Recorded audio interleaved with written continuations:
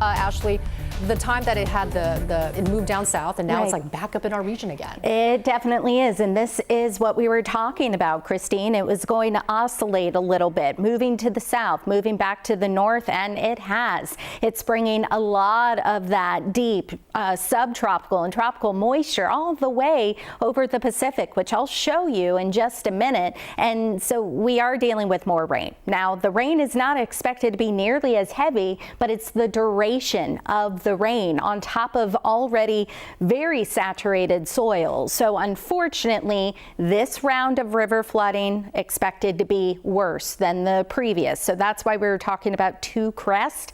Our second crest are coming with this next round of rain. So today, tomorrow, we are under first alert weather mode, maybe even into Friday, even though most of the rain will come to an end. But we're still going to have river flooding, and we'll still have that slide and debris flow risk. Here's a look at the big picture right now, and you can see where the bulk of the precipitation with this atmospheric river currently lies, basically from Vancouver all the way down to the state line. But as I mentioned, it stretches all the way over the Pacific, just north of Hawaii. This is that atmospheric river, and you can kind of see how it's starting to wrap around this ridge of high pressure sitting right off the coast of California. So all that moisture is wrapping around that ridge. So with all of that being said, today, tomorrow, first alert weather days, rain main concern just because of how much we've already had, and that flooding risk and landslide risk will be our biggest concern. Also,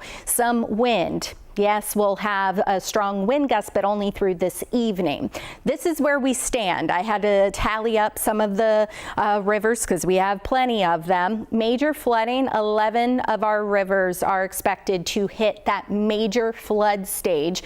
26 of our rivers have flood warnings, and as of now, currently, as where we stand, 2 are expected to reach that historic level, but some are going to come close. So whether it hits historic levels or not, or comes close, it's still going to bring significant impacts. So you see all of that green, those are all of those flood warnings I was telling you about. 11 of those, again, we have major flood stage expected. Here's a look at the river level forecast. Keep in mind you're watching this at noon. These numbers where the gauges are currently reading, those are going to change because they're coming up, at least for most of them. And here's some that we are expecting to reach that record, not even just by a foot or so. We're talking several feet. The Skagit near Mount Vernon, which it's not even expected to crest until Friday morning at 4 a.m. And then the Snohomish near Monroe expected to reach that record level as well,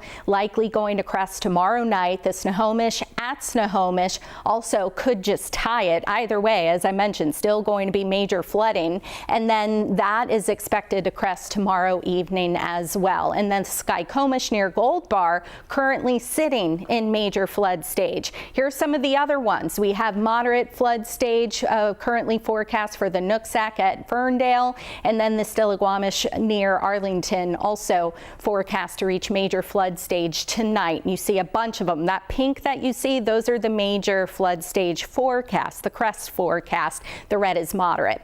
I mentioned the winds. Yes, we have a wind advisory in place through 10 o'clock tonight. Wind gust over 40, maybe 35 up to 40 miles per hour, with the highest rain totals through tomorrow night expected to be along I-5, along and east of I-5 and up into the mountains, whereas the South Sound, where they're not getting as much rain, expected to have significantly less rain. But either way, we all have the chance for increased risk for landslides because of the very saturated soils. And around Washington, wherever you go, it is wet, it is blustery, and once again, we're not done with the rain. Even though it's on the light side, we're still going to get some pockets of moderate to heavy rain. You see, this is this evening, we get that rain shadow, very light showers to our south, but up into the North Cascades and foothills, and you see how it just slowly sags to the south into Thursday morning.